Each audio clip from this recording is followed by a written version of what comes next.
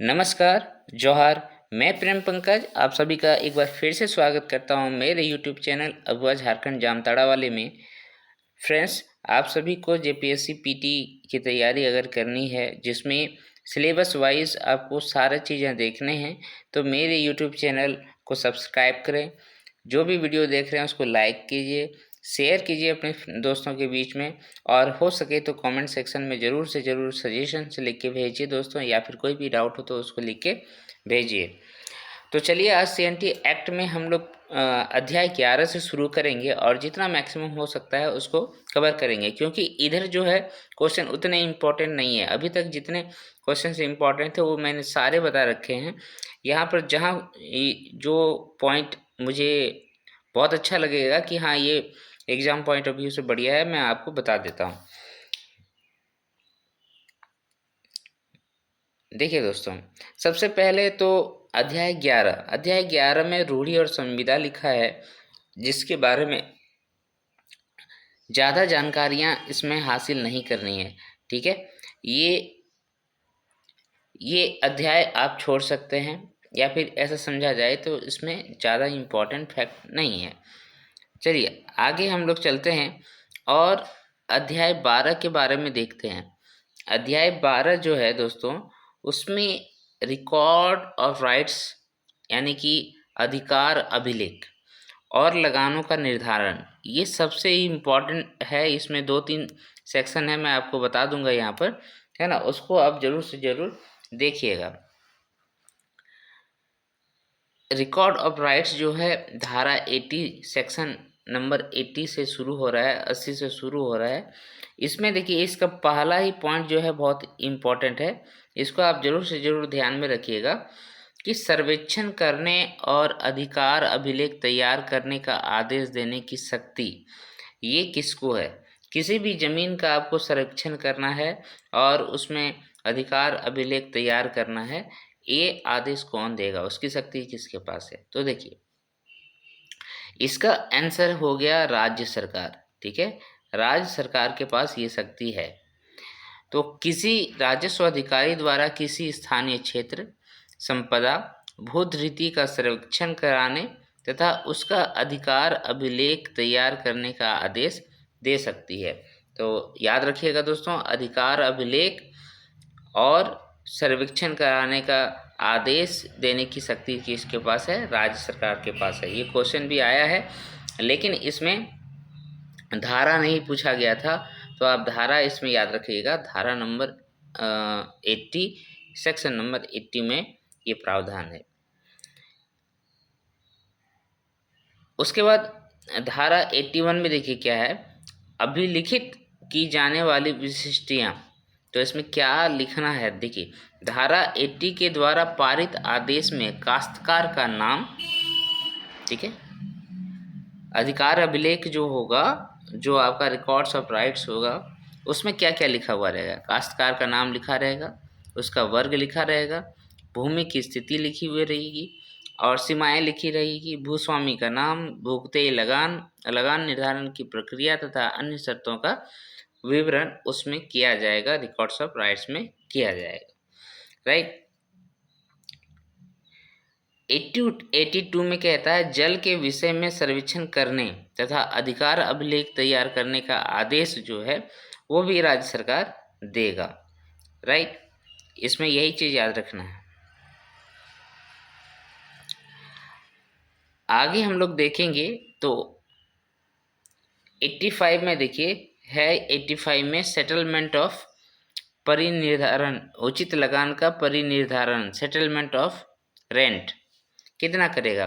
किसी क्षेत्र में सर्वेक्षण या अधिकार अभिलेख के आधार पर राजस्व अधिकारी किसी काश्तकार द्वारा धारित भूमि का उचित लगान परिनिर्धारित कर सकेगा।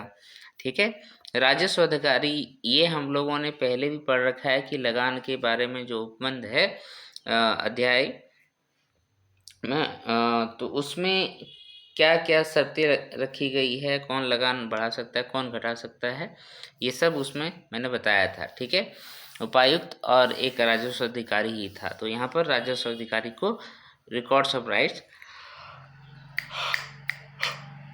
के अकॉर्डिंग रेंट जो है निर्धारित करने का अधिकार प्राप्त है।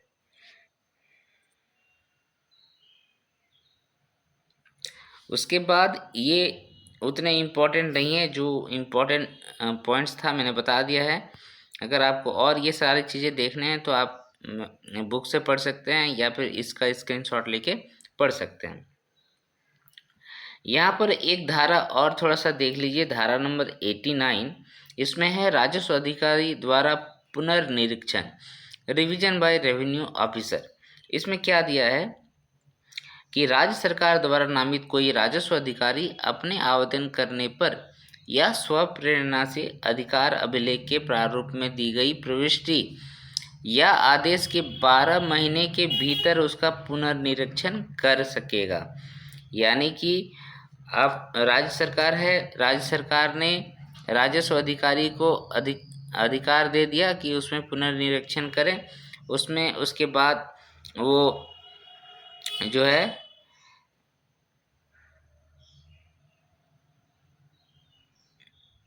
उसके बाद जो राजस्व अधिकारी है, रेवेन्यू ऑफिसर है, उसने क्या किया, उसने उस ज़मीन का सर्वेक्षण किया, उसमें रिकॉर्ड ऑफ राइट्स जो है वो सब बना लिया। उसके बाद वो 12 महीने के भीतर जो है उसका पुनर्निरीक्षण कर सकेगा। ठीक है, 12 महीने के भीतर राजस्व अधिकारी अधिकार अभिलेख का पुनर्निरीक्षण कर सकेगा, फिर से उसको देख सकेगा। तो इसका टाइम पीरियड कितना है, 12 महीना है। 12 अधिकार अभिलेख भरने के 12 महीने के अंदर उसको देखना है पुनर्निरीक्षण के लिए। फिर देखिए आपका 90 में क्या है, 90 क्या कहता है, 90 में दोस्तों अधिकार अभिलेखों की भूलों की राजस्व अधिकारी द्वारा शुद्धि।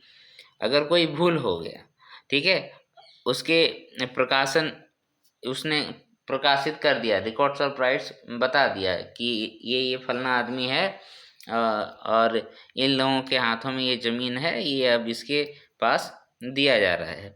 तो जो भी लिखा हुआ होगा उन सभी के बारे में लिखने के बाद, उसका अंतिम प्रकाशन होने के बाद, ठीक है, तो अगर कोई गलतियां लिख दी गई है अधिकार अभिलेख में, हो ही सकती है भूल, तो जो अंतिम प्रकाशन के प्रमाण पत्र की जो तारीख है अधिकार अभिलेख का, तो उसे 5 वर्षों के भीतर शुद्धि का आदेश दे सकेगा। कौन दे सकेगा, ये दे सकेगा आपका राजस्व अधिकारी। ठीक है, राजस्व अधिकारी दे सकेगा कि इसमें ये गलतियां हुई है, उसको आप सुधार लीजिए। लेकिन वो जब प्रमाण पत्र जारी कर दिया गया है उसके 5 वर्ष के अंदर।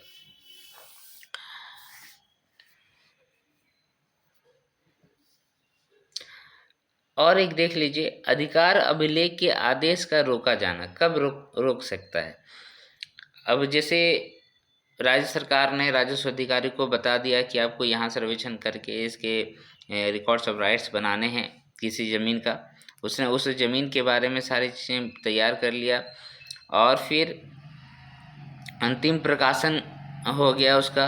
अंतिम प्रकाशन करने के बाद जो है 6 माह तक उपायुक्त या सिविल न्यायालय द्वारा रोका नहीं जा सकता है। ठीक है, अधिकार अभिलेख की तैयारी के किसी आदेश को अधिकार अभिलेख के अंतिम प्रकाशन के पश्चात 6 माह तक उपायुक्त या सिविल न्यायालय द्वारा रोका नहीं जा सकेगा। ठीक है, वो जो है आपका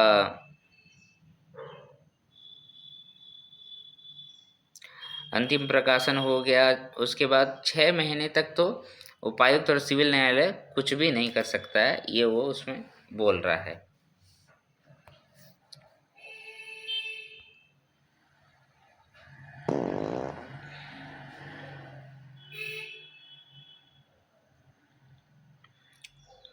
नाइन्टी 93 में भी वही उसी तरीके से कुछ कहा है, उसको भी आप देख लीजिएगा। करार या समझौते को लागू करने की राजस्व अधिकारी की शक्ति। 96 में देखिए, इस अध्याय के अधीन अधिकार अभिलेख तैयार करने, विवादों का विनिश्चय करने में राजस्व अधिकारी किसी भूस्वामी और उसके अभिधारी के बीच किए गए किसी वैध करार या समझौते को क्रियान्वित करेगा। तो ये कार्यान्वित करने का जो अधिकार है वो राजस्व अधिकारी के पास है। ठीक है, इसमें तो यहाँ बेसिकली आपको दो ही अधिकारी मिलते हैं, एक उपायुक्त और राजस्व अधिकारी मिलते हैं, जिनको इसमें बहुत सारे अधिकार दिए गए हैं, उसमें पावर दिए गए हैं। तो उन सभी को आपको अलग अलग करके एक बार देख लेना है एग्ज़ाम से पहले। ठीक है, अभी तो मैंने बता दिया। अगर दोस्तों CNT एक्ट को शुरू से पढ़ना है तो मेरा इसका पहला वीडियो से आप जाएं, पढ़ें, आपको बहुत अच्छे से सारी चीज़ें समझ में आ जाएगी। आगे चलते हैं और अध्याय 13 में देखते हैं क्या प्रावधान है और इसमें क्या कुछ पॉइंट ऐसे हैं जो इम्पोर्टेंट है। अध्याय 13 में दोस्तों भूमि संबंधी शर्तें एवं उनका रूपांतरण और अभिलेख दिया गया है। और इस चैप्टर में अध्याय 13 में एक दो पॉइंट है, मैं वो आपको बता देता हूँ। धारा 101 अध्याय 13 में है, धारा 101, उसमें नई भूमि संबंधी शर्तों के विरुद्ध प्रतिषेध का बातें की गई है। ठीक है, इसमें पूरा डिटेल में जाने की जरूरत नहीं है। 101 में नई भूमि संबंधी शर्तों के विरुद्ध प्रतिषेध का बात करता है। अब भूमि संबंधी शर्त के वर्तमान मूल्य का निर्धारण कैसे की जाती है, यहाँ पर देखिए धारा 103 सेक्शन 100(3) यदि किसी न्यायालय के लिए किसी भूमि संबंधी शर्त के मूल्य का निर्धारण आवश्यक हो तो यह पिछले 10 वर्ष या उससे कम अवधि का औसत मूल्य माना जाएगा। यानी कि कभी भी पैसे जो है कम ही रखा जाता है अगर लगान उसमें निर्धारित किया जाएगा तो।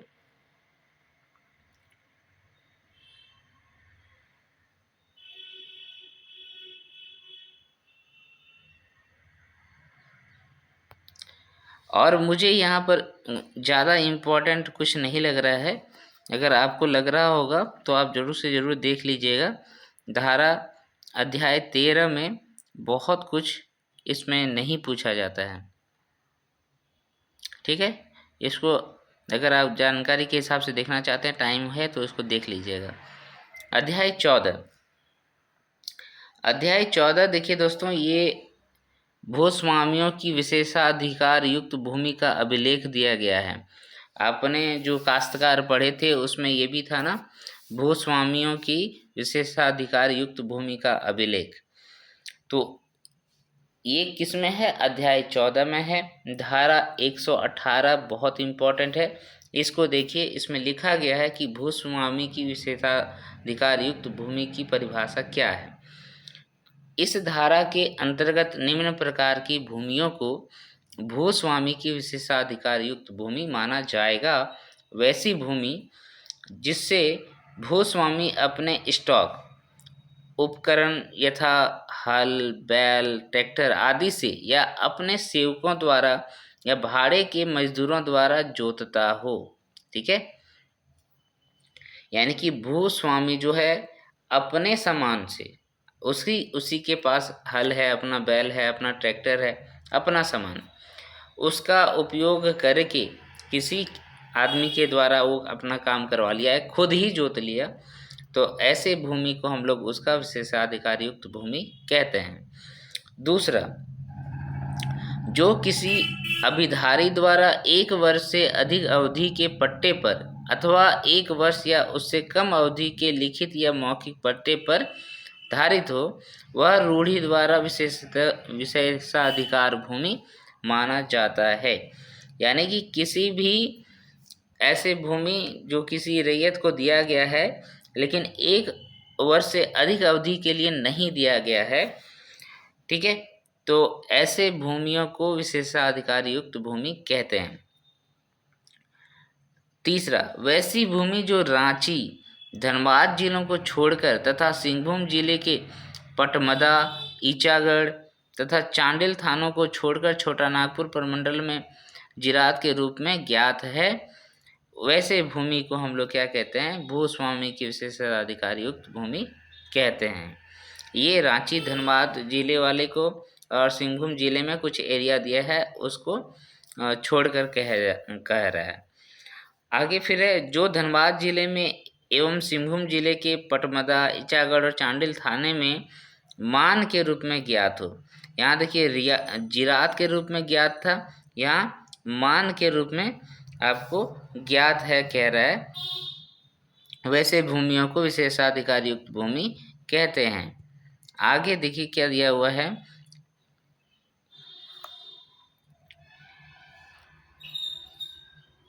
जो छोटा नागपुर भूधिृतीय अधिनियम 1869 के अधीन तैयार किसी रजिस्टर में मझियस या बटखेता है, वैसे भूमि को विशेषाधिकार युक्त भूमि कहते हैं। याद रहेगा दोस्तों, विशेषाधिकार युक्त भूमि के बारे में चर्चा की गई है अध्याय 14 में, और अध्याय 14 के सेक्शन 180 में इसके बारे में बताया गया है कि परिभाषा क्या क्या है। ठीक है, मेरे ख्याल में याद हो जाना चाहिए। और एक बार आप देख लेंगे, स्क्रीनशॉट ले लेंगे, पढ़ लेंगे, याद हो जाएगा। नेक्स्ट, और उसमें कुछ नहीं है, ठीक है, और यहाँ पर कोई इम्पोर्टेंट चीज़ नहीं है। 118 आप याद कर लीजिए।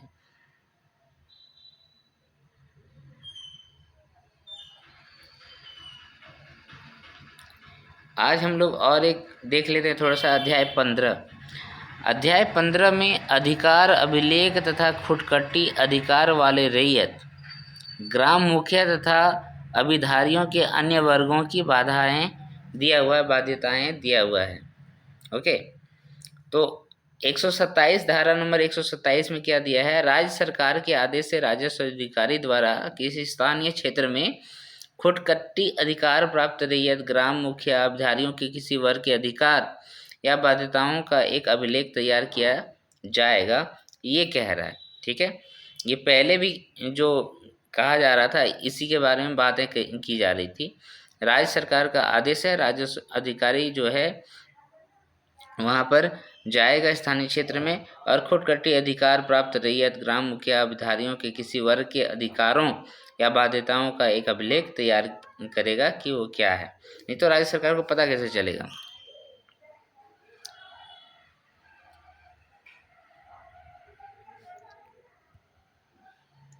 इसमें और क्या क्या शर्तें हैं देखिए, ये देखिए अध्याय 15 भी इसमें इम्पोर्टेंट नहीं था, जो इम्पोर्टेंट था मैंने बता दिया कि अगर धारा 127 के अकॉर्डिंग जो राज्य सरकार के आदेश पर राजस्व अधिकारी कोई भी क्षेत्र में जाएगा जहां खुटकट्टी अधिकार प्राप्त रैयत है, ग्राम मुखिया है, अभिधारियों के किसी वर्ग के अधिकारों और बाध्यताओं का एक पूरा अभिलेख तैयार करके रिकॉर्ड्स बना के राज्य सरकार को दे देगा।